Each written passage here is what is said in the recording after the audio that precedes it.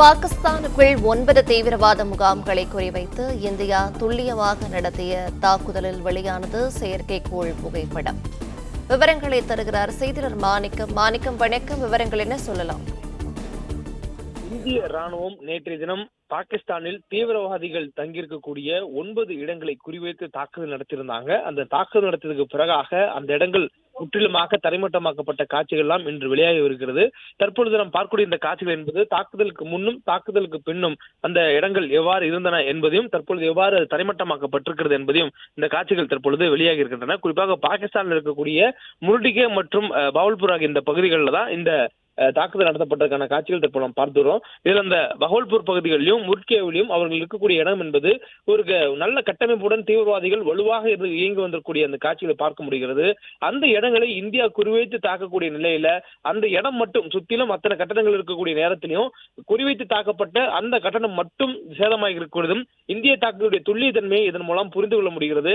அதே நேரத்தில் அந்த கட்டடங்கள் நல்ல முறையில் இருக்கக்கூடிய கட்டடங்கள் இந்தியாவுடைய தாக்குதலுக்கு பிறகாக அந்த கட்டடங்கள் முழுவதுமாக சேதமடைந்திருப்பதன் மூலம் அங்க இருக்கக்கூடிய தீவிரவாதிகள் மீண்டும் அந்த இடங்களில் பயிற்சி பெறுவதற்கோ அல்லது அங்கிருந்து தப்பித்து சென்றிருப்பதற்கோ வாய்ப்புகள் இல்லாத அளவுக்கு இந்தியா மிக துல்லியமாக தாக்குதல் நடத்தியிருப்பதற்கான ஒரு ஆதாரமாகவும் இன்றைய தினம் இது வெளியாகி வருகிறது. தொடர்ந்து பாகிஸ்தான் நாடு இந்தியா தாக்குதல் நடத்தியிருப்பதற்கு எதிர்வினை ஆற்றுவதற்கு தயாராக இருந்தாலும் கூட அவர்களை சமாளிப்பதற்கும் அவர்களுடைய தாக்குதலுக்கு பதில் தகவல் கொடுப்பதற்கும் இந்தியா தயாராக இருப்பதாக அறிவிப்பு கொடுத்திருக்கிறார்கள். இந்த நேரத்தில் இந்தியாவுடைய தாக்குதல் என்பது நேற்றைய தினம் இந்திய ஆர்மியினுடைய அதிகாரிகள் மூலமாக விளக்கப்பட்டிருந்தது. அதில் எந்த இடத்திலும் பொதுமக்களையோ அப்பாவிகளையோ தாக்குதல் இல்லாமல் பயங்கரவாதிகளுடைய கூடாரங்களை மட்டும் குறிவைத்து தாக்கியதாக ஆதாரப்பூர்வமாக சேட்டலைட் படங்கள் மூலமாக விளக்கியிருந்தாங்க.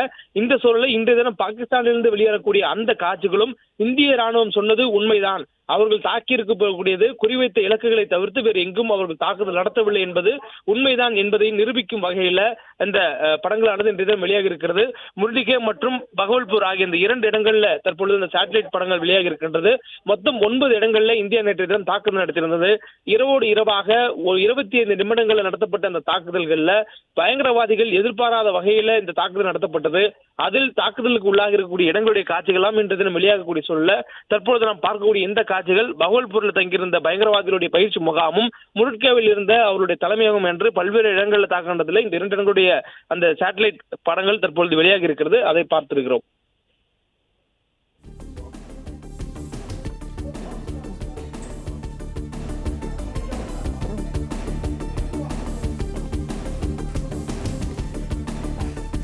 விவரங்களை வழங்கியமைக்கு நன்றி மாணிக்கம்.